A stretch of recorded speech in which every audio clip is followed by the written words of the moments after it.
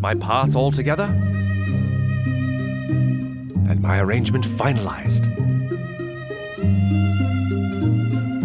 Now to find a way to communicate this to my fellow musicians. There is a way, and you're about to hear about it in today's episode. Form and Analysis Part 1. This is Music Student 101. Here are your hosts, Jeremy Burns and Matthew Scott Phillips.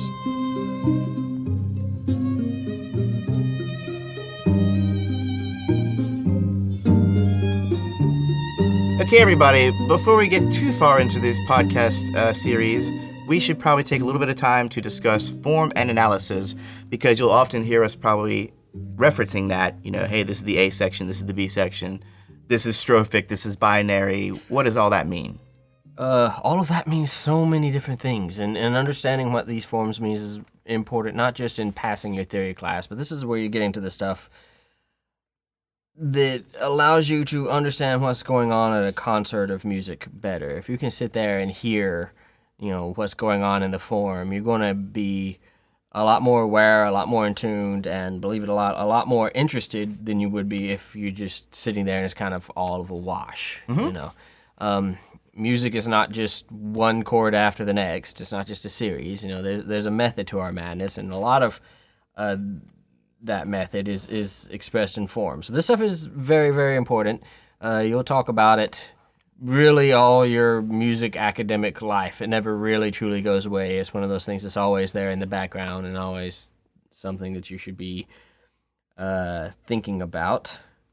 So why not just get it on the table, right? Right. And we're going to try and keep this discussion pretty basic, This is actually going to be part one of maybe 3 or 4 parts. This one, we're just going to cover motives, phrases, and period structure. One thing you're going to realize about form is that it goes from, the very tiny things to the very huge things. So the small things in form, the less small things, the only slightly smaller things, which inform the big things, which inform the huge things. It just goes up and up and up. I think a wise man once said, even the hike up the greatest mountain begins with the first step. Indeed it does. But actually, I guess we should continue talking about what we're going to do in part 2. Yeah. Part 2, we're going to talk about binary, ternary, and rondo forms. Right, yeah. Part 3, we're going to talk about larger forms, including sonata, sonata rondo, minuet, trio, theme and variations, stuff like that. Yeah. You're probably listening to these in series, but if not, I would definitely listen to the cadence episode before you listen to this. That'll give you an understanding of what we're talking about. We'll give brief descriptions of what the cadences are, but we're going to really, if you listen to the prior episode, you'll know what we're talking about. Yeah, and just as a friendly reminder, it is good to know what your cadences are before you start talking about form. All right, well, let's go ahead and get into it. What is the smallest part? I mean, other than one single note, what is the smallest or how should we bring what this? What is the musical quark? It's one of those things, people are always talking about smaller little segments all the time, right? Mm-hmm. And you'll hear people talk about just little 2-note motifs or something, and you'll hear people talk about this rhythmic figure thing that's so important. But when you're first starting out, the first thing that you learn and have a specific name for is the motive, and a motive is just any recurring musical figure. So this can be a melodic motive, what we consider to be notes, pitches, that go back, that are recognizable, that recur. Based on a certain order? Right, based on a certain order and a certain... Or contour? Order, contour, that kind of thing. There's a rhythmic motive, which is the same thing, based on sort of a certain rhythm, 2 16th notes or an eighth. Beethoven's Fifth has that triplet rhythmic figure, at the beginning that everybody recognizes. A lot of motives are combinations of these two. So think about the Darth Vader motive in Star Wars. It is both rhythmic and melodic. Both the rhythm and the notes go together to make this motive. And it's something that is sort of just considered a basic building block of a musical phrase, that you're going to recognize when you hear it over and over again. So just any two or three notes do not a motive make per se. Not It necessarily. has to be specifically like a hook within the piece, like something you will recognize kind of throughout, maybe. Yeah, that's the important part. Is that it is something that you're going to recognize, and we think of it as maybe smaller than a melody. A melody having 2, 3, maybe 4 different motives within it. But it's a little hook thing. I actually have a pretty good example here. Oh yeah. Indeed. So this is from a Brandenburg concerto. You may very well recognize it.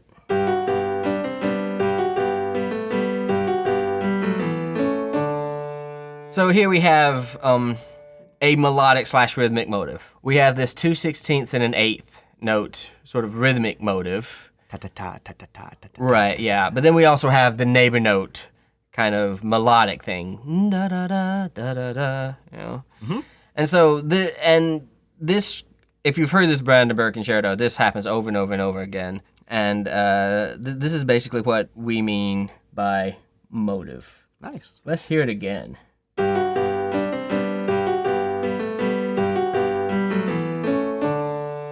Right? So that's a motive, huh? That's a motive. Pretty easy, right? Now, motives go together to make phrases.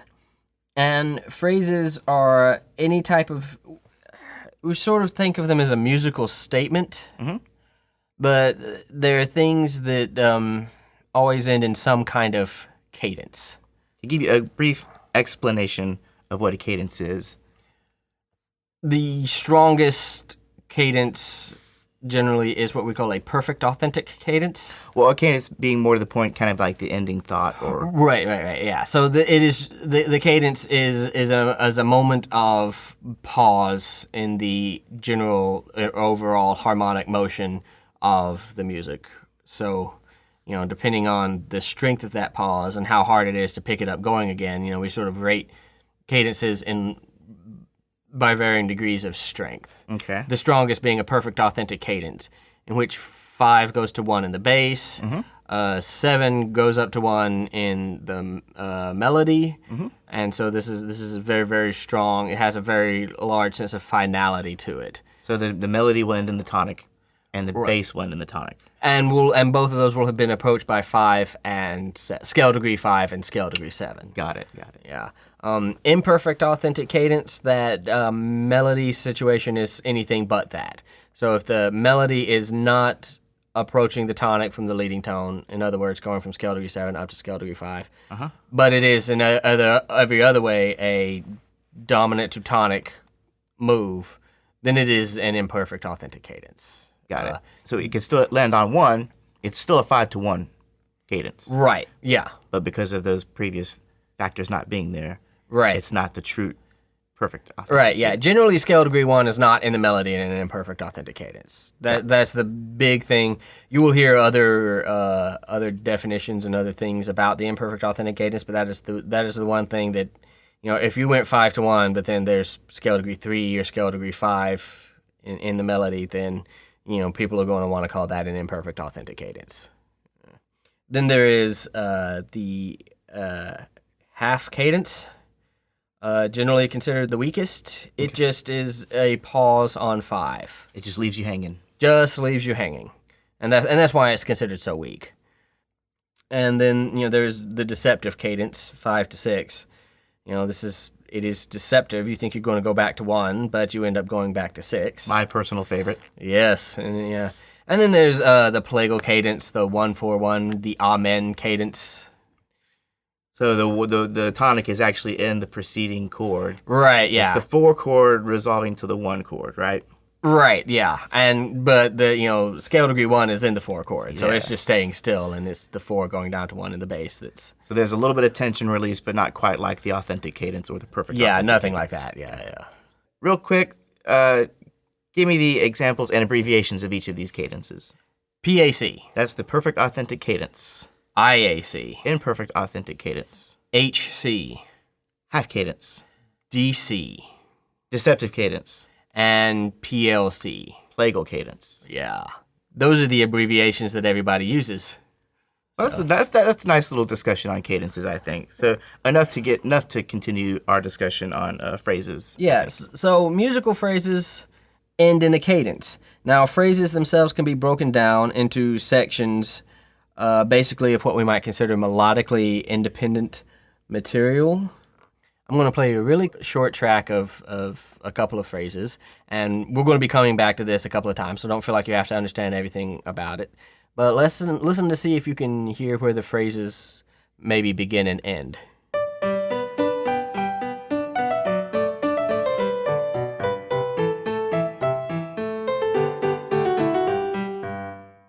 Nice and easy, right?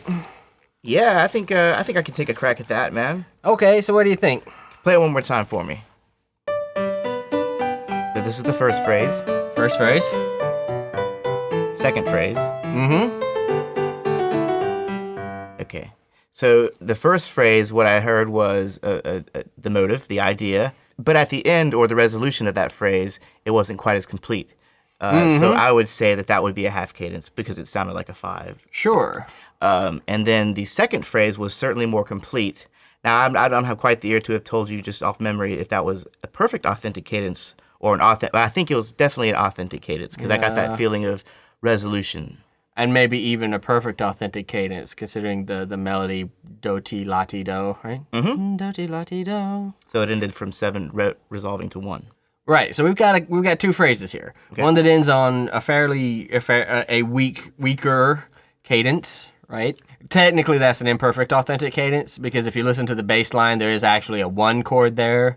If you're going by just the melody itself, then you can definitely hear how that melody kind of implies a half cadence. Mm-hmm. Important thing being it's kind of a weaker cadence than the cadence that ends that second phrase, right? Mm-hmm. Because that was definitely like a perfect authentic cadence. Okay, so we had a weak cadence followed by a strong cadence. Right, exactly. And within each of those little phrases, we can hear our little motive, right? That has a rhythmic component, dot, dot, dot, dot, dot, those staccato eighth notes, and a melodic component. And in the first phrase, we have this motive, and then in the second phrase, we have it again, although it's a little different. It's similar, but it's a little different. Do we want to play it again at this point? Yeah, let's let our students listen and see if they can feel what we're talking about here.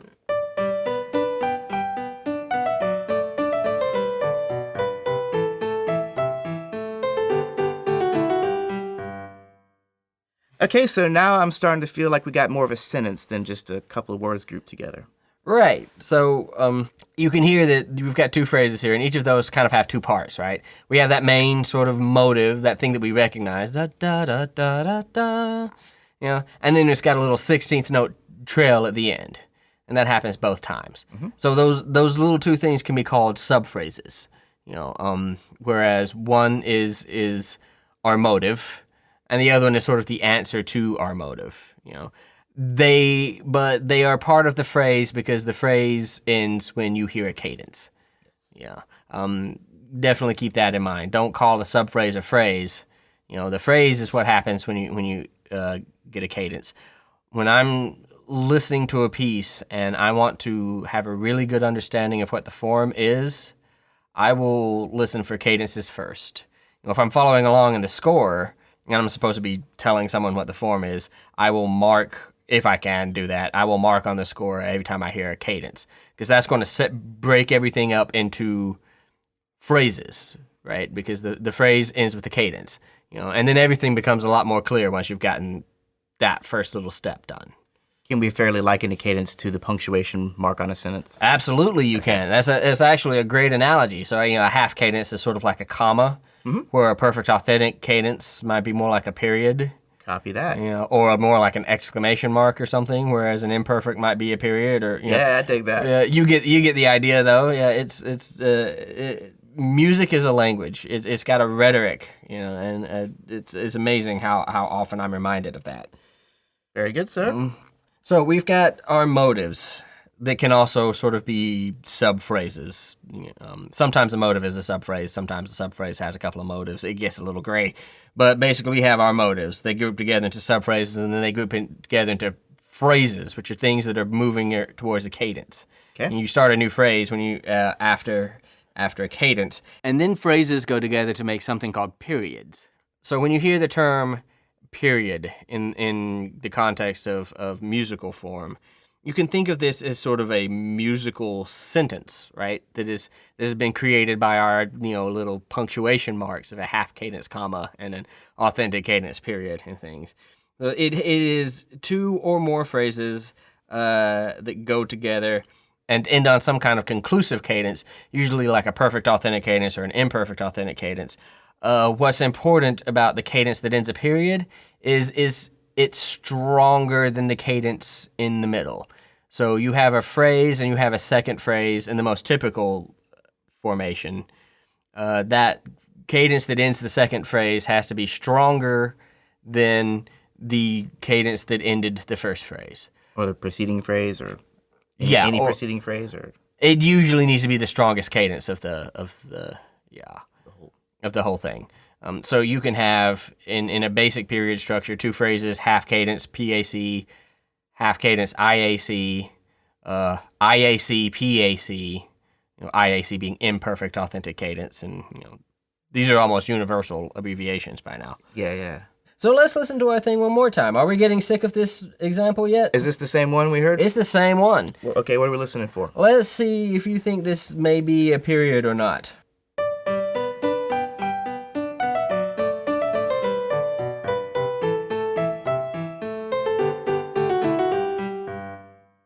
It feels like a period to me because it sounded like almost a question and then an answer. Indeed, yeah. So we have a weaker cadence that ends the first phrase, and then a stronger cadence that ends the second phrase. And it's sort of, you're right, it's sort of like a question and answer thing. It groups these two things together. It's a complete thought. It's a complete thought, yeah. So you can see now how we have motives coming together to make phrases, and then phrases coming together to make periods. And the first phrase of any period we tend to call the antecedent. Yes. It's the one that ends on a weaker cadence. It is the question. Okay. And our consequent phrase, the second phrase that ends on a stronger cadence, is sort of our answer. Antecedent, consequent. Question, answer. Yeah, very easy. What's really, really important in being able to listen to music and hear this, or to see music on a page and see this, is to know where your cadences are and what kind of cadences you're looking at. If you can do that, you've taken the biggest step towards understanding what kind of form you're looking at and what kind of phrase you're looking at. Give me quick 2 or 3 tips on how to recognize a cadence. Where are some good ways to know when you think you've heard a cadence? I know typically in a lot of the music we're going to be studying right now, which is really early kind of stuff, a lot of time the cadences end on either the 8th, the 4th, or the 8th measure. It's all kind of symmetrical right at this point, right? Indeed, and we can. There's actually symmetrical and asymmetrical delineations in periods too. Whereas the symmetrical one is just both phrases are the same length, and an asymmetrical period, they're not. One is longer than the other. Got it. Because a phrase, there's no distinct length that demarks a phrase. Because melodic material also kind of contributes. Yeah, and remember that a phrase ends when you reach a cadence. So some phrases can be very, very long, and some not so much.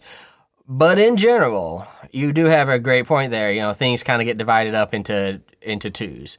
2-measure subphrase into a 4-measure phrase, 8-measure period. Yeah. These kind of things happen a lot. So yeah, it's not a bad idea to look every 4-8 measures to see what's going on, to sort of look for cadences in those places. They won't always be there. What you need to do is have really good ear training and to know a dominant chord when you hear one. And that's not as intimidating as it sounds, really, because you will hear that sense of pause, you'll hear that sense of resolution. Yeah. Wanting to happen.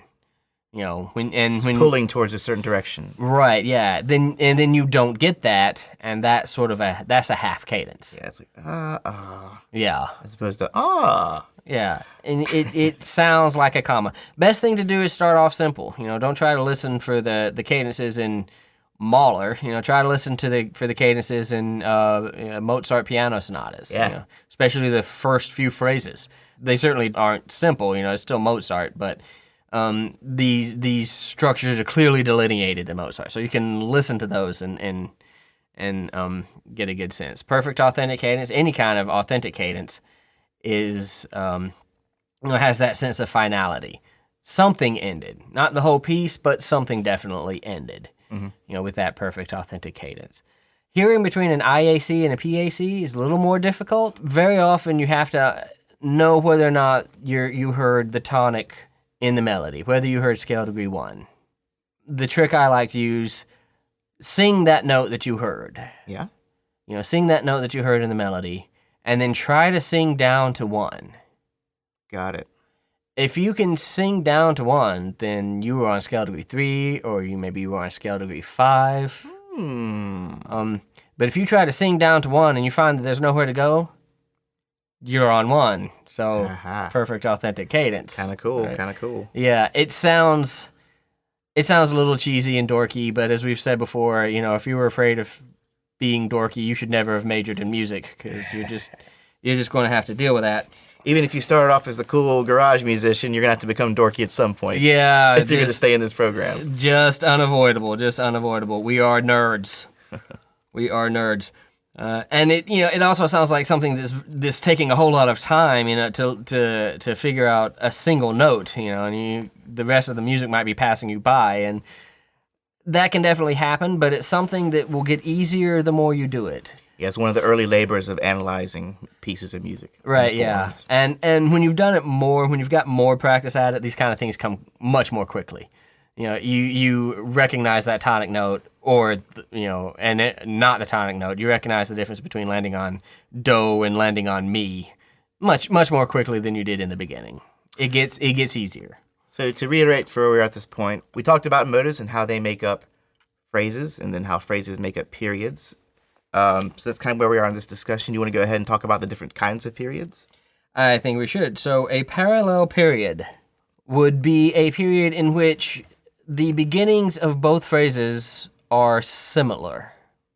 Just the beginning of both phrases? Yes, okay. And similar. They don't have to be identical. Got it. Usually you're thinking, we're thinking in terms of motives.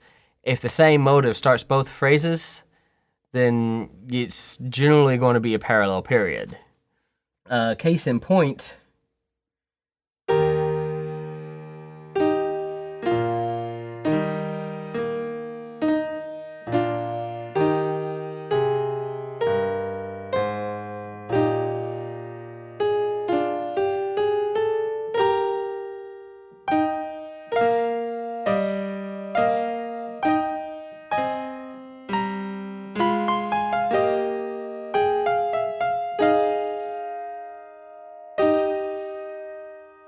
very pretty, right? Very pretty.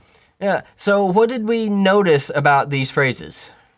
I noticed that the beginning of the second phrase was very much like the beginning of the first phrase, only perhaps an octave higher or something.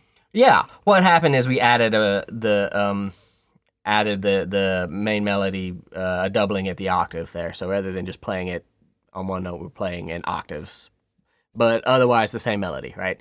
So we have that same motive, that sol, mi, re, do motive. Mi, re, do, sol. Got it.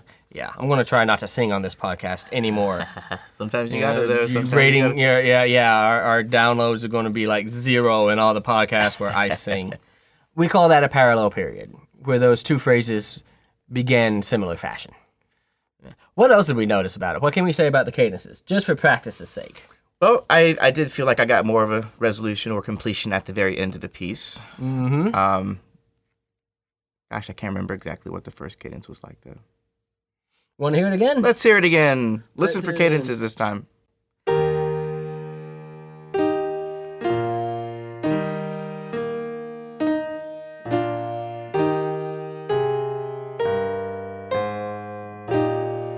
Half cadence. Half cadence. Motive again. Only with the octave. Mm-hmm.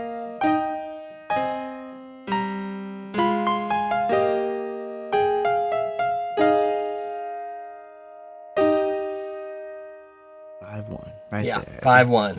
Yep. All right, so that was the parallel period. What are Right. some other kinds of periods? What is typically considered the opposite of the parallel period is the contrasting period. That's just one in which the two phrases don't begin with the same melodic material. So everything we discussed up until this point has been, if we're going to go ahead and liken these to letters of the alphabet, which at some point we begin doing. Which we should do. So what we just heard a second ago was actually AA. A prime. Okay, AA prime, the prime being that the last part was different. Right, yeah, you have to put prime when the cadence changed. Yes. Even if nothing but the cadence changed. You know. Okay, but we were still on the same letter. We were still in A. Yeah. Not the key of A, the form A. The form A. Small case letter A, right. Not A minor. Right? That was good. I like that.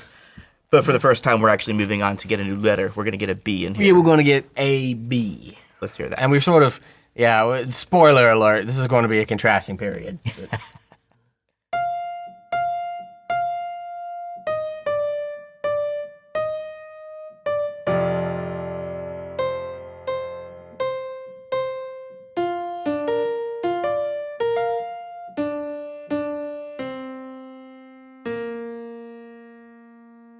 It sounded to me like it was a half cadence and then an authentic cadence when you're listening for cadences, but the melodic material and both phrases were very much different rhythmically and melodically, right? Indeed, yeah. So the second phrase begins with this dotted 16th note rhythm, which we didn't hear at all in the first phrase, right? Nothing like it. Yeah, so contrasting period, Got it. fairly easy. So again, the contrasting period just being where the two phrases are comprised of different material altogether, enough to where you can distinguish them as their own separate ideas or motives. Yeah, you want to hear that one more time? Let's hear it one more time. And we can sort of point out the cadences as they go by. Please do that.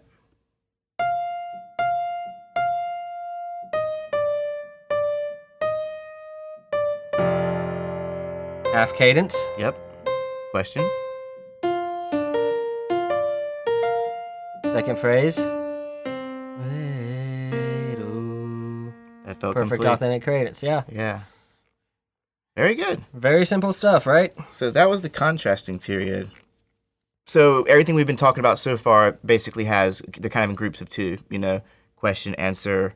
Does it get bigger than that? Well, there's such a thing as a phrase group, Yeah? which typically what we're talking about is the cadence structure doesn't really align to a period. So they'll all be the same kind of cadence, or one of the first ones will be stronger than the last one. There are usually more than two phrases in a phrase group. Usually we're talking about three phrases. And if you have three phrases and the cadences just aren't really aligned, then you often will see that as a phrase group. Definitely something you will see. Be careful that you're very, very sure you didn't just make a mistake in labeling your cadences or hearing your cadences, because that will lead you to call something a phrase group when it isn't necessarily, and then your teachers don't like that. Okay, so a phrase group typically has about three phrases or more? Right. Is that the deal? Okay. Yeah, three a lot. You see three phrase groups a lot. Okay. There is also something called a double period. Okay. Now, in a double period, you have two periods in a double period, much the same way you had two phrases in a period. But a double period, the phrase that ends the first period will end in a cadence that is weaker than the one that ends the second period. So the cadence structure in these things almost always will go half cadence, imperfect authentic cadence, half cadence, perfect authentic cadence. Okay, so we're looking at a group of two periods. Right. Whereas HCIAC period, HCPAC period. Put those two together and you have IAC PAC, and that's your double period. For example, and again, spoiler alert, this is probably going to be a double period.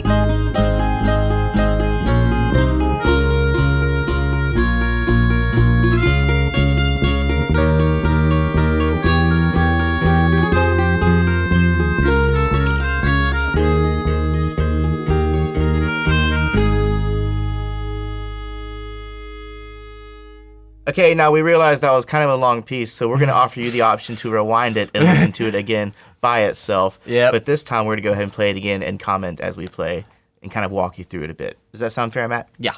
Sounds like a plan. Let's do it. One more time. First phrase. Recognizable motive. Half cadence.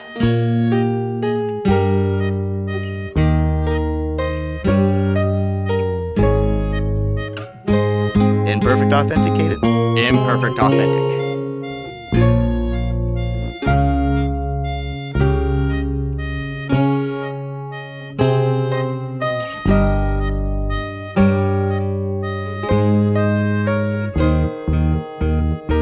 Half cadence. It took a little longer to get there than the first Yes. time. That threw me the first time. Yep. Hear that motive coming back? Yep.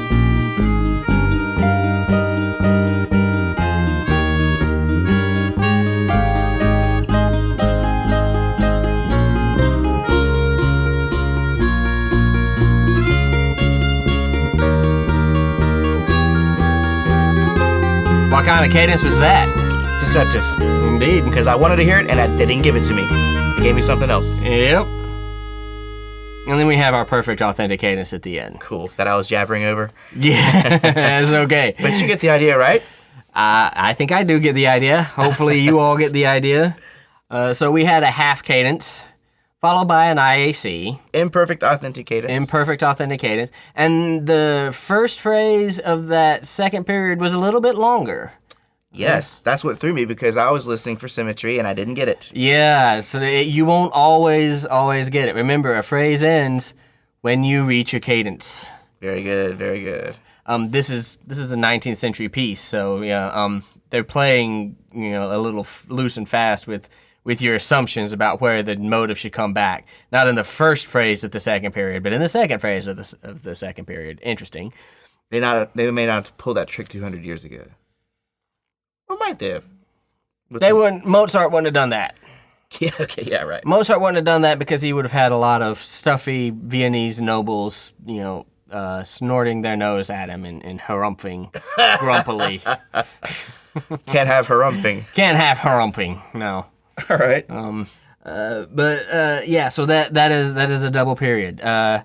When we get into binary forms, the first reprise of a binary form, the A section of a binary form, is almost always some kind of double period. Okay. That's the most typical system for that. Very important to be able to recognize these. Whenever I hear an inauthentic cadence, I sort of wonder if I'm halfway through a double period, personally. And these are questions you should be asking yourself. If a professor is playing a piece of music for you and expecting you to be able to talk about the form when he gets done playing it, you should be listening for the cadences and wondering these things. Oh, I heard a half cadence. Oh, now I hear an IAC. Could this be, that was a period. Now I heard another half cadence. Am I in the middle of a double period? Oh, I heard a PAC, so maybe so. And it's more intuitive than you think because these things, double periods tend to use the same motives throughout. It tends to be intuitive, and it's not as much to keep in your head as it sounds like it is when I'm telling you to keep this much stuff in your head, especially after you have a little bit of practice with it. After you recognize it, it'll become second nature. Absolutely. So there's the double period. What else you got there? After the double period, and this is the easiest thing in the world after all of that stuff, this is the repeated period. Rather than it being multiple weaker and then stronger cadences, a repeated period is just a period that, spoiler alert, gets repeated. And to give you a quick demonstration, we're going to play an example we played earlier, and this time we're just going to let it run through a little bit longer.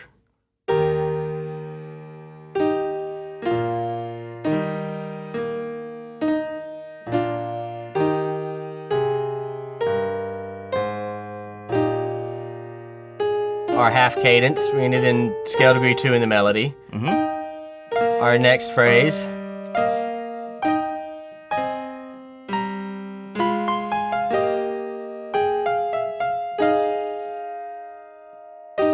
perfect authentic cadence. And here we go again.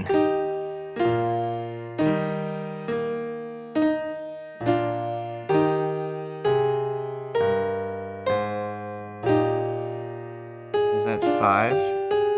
Half cadence? Yeah, 5 half cadence. Our second phrase again.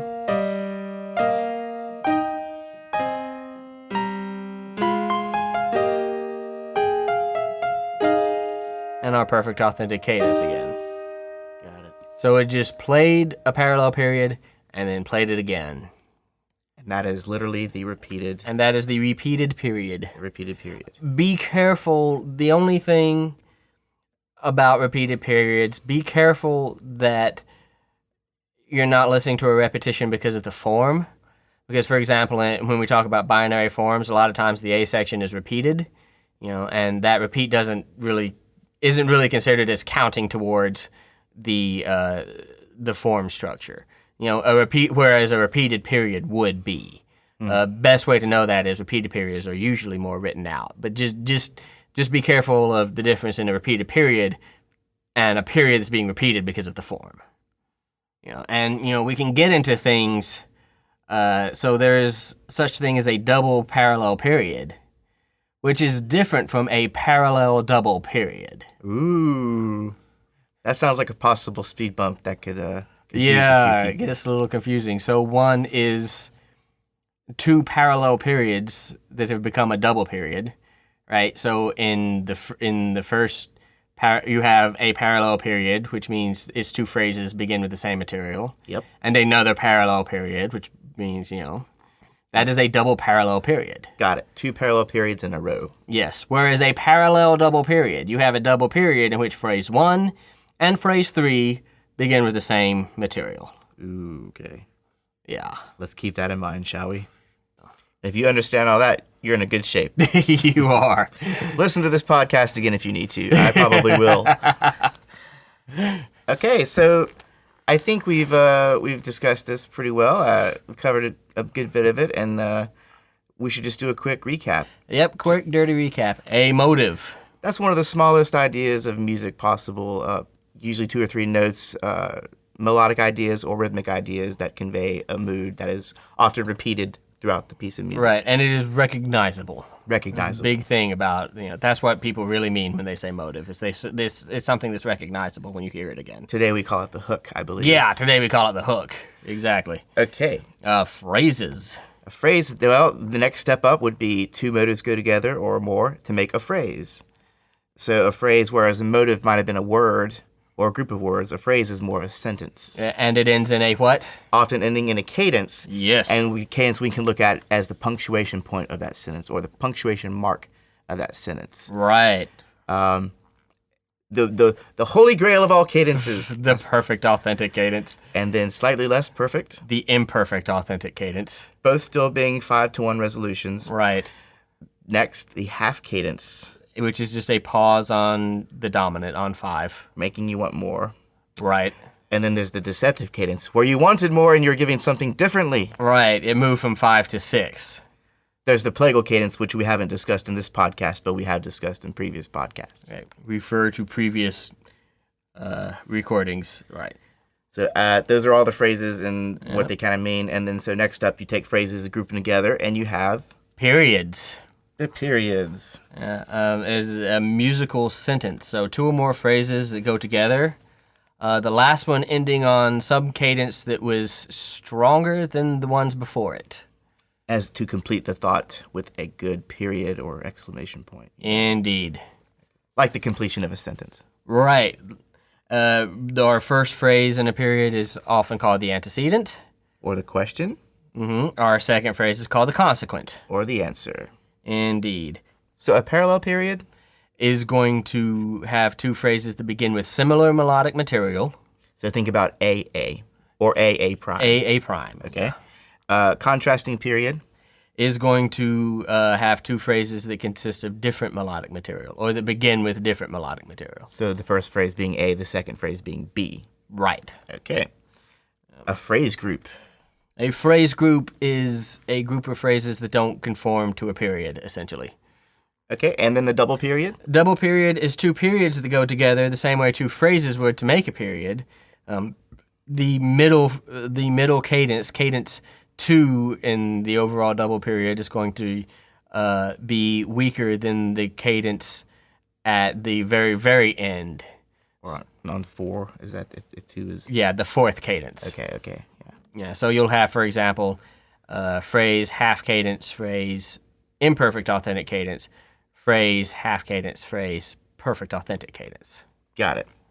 And then the repeated period. And then the repeated period is just a period that happens again. So in a repeated period, you might have the two, you would have AA, each Yes. one with the same cadences. Right. Double period, you would have... In a double period, you're going to have A prime, B prime. Got it. Whereas in a repeated period, you're going to have A prime, A prime. Boom. Makes sense to me. All right. I think that wraps up our first discussion on That form wraps up our analysis. first discussion, and we're going to, as you've seen that motives make phrases, phrases make periods, periods make double periods. When we come back, we're going to see how periods and double periods make the first reprise of a binary form, or the first section of a ternary form. So as where we just discussed the basic elements of the form, now we're going to actually get into the forms themselves. Yes, and even be able to talk about whole pieces, albeit short ones. So before we wrap it up, actually, I have something kind of fun I want to share with you guys. You heard the examples we played. Yep. You might have noticed some of them didn't sound like they came from a concert hall or from a concert pianist. That's because I actually had to sit there, and I haven't done a lot of reading, honestly, since I graduated. Right. I've done what I had to do, but I had to take Beethoven's septet and do like a textual reduction of it and my own arrangement of it. Right, And that required me, I wanted to use all the notes, even though it was in my own arrangement and in a reduction, I wanted to use all the notes he's using. You know what I mean? Yeah, it's Beethoven. You don't want to mess with that. yeah. He got it He'll right glare the at first you time. from beyond the grave. And he's got a mean glare, too. I've seen pictures.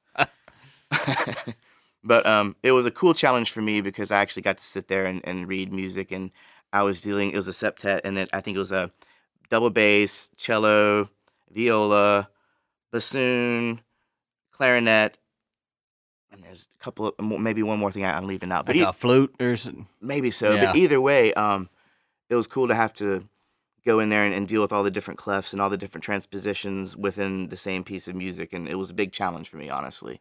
Yeah. But it was something worth doing because I gained more experience points Yes, you do. getting to that next level. And it was also fun just because I got to dust off some old instruments. I used I used my guitar for the cello part. I used the bouzouki or octave mandolin for the viola part, and I used the melodica for the violin part.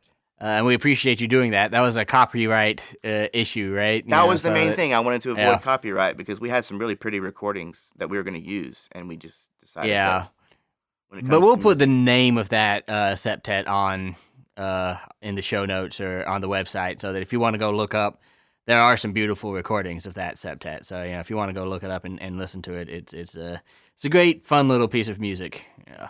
And the same goes with all the music that we used for this episode. Yeah. So in doing that, you had to first of all you had to read alto clef. So and if you're not a violist, you hate that clef. That's the C clef, right? Yeah, C clef, where the middle line is middle C. Yeah. Is the alto clef. You had to read.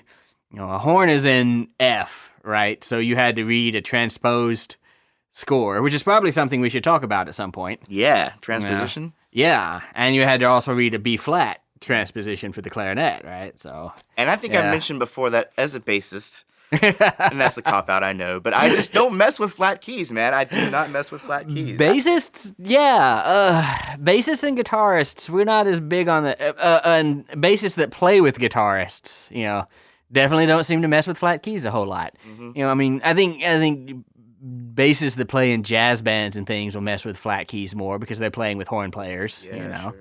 But bassists that play with guitarists, they tend to like those sharp keys because E, A, G, these are all very natural keys and for the way the guitar is tuned. So, and bass is a non-transposing instrument, so you don't deal with that like ever, right? And bassists certainly don't play in the alto clef very often.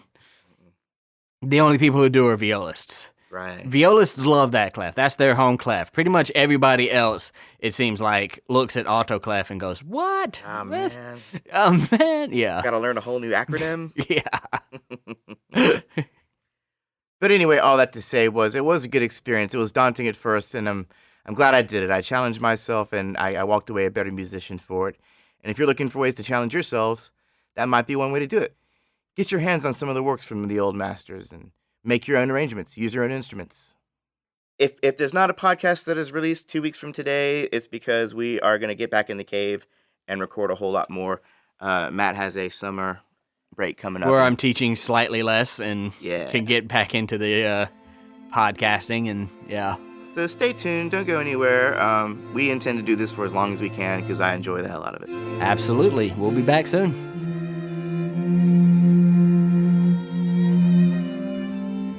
We hope you've enjoyed this podcast so far.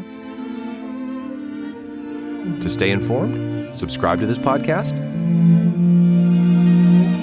And find us, Music Student 101, on social media.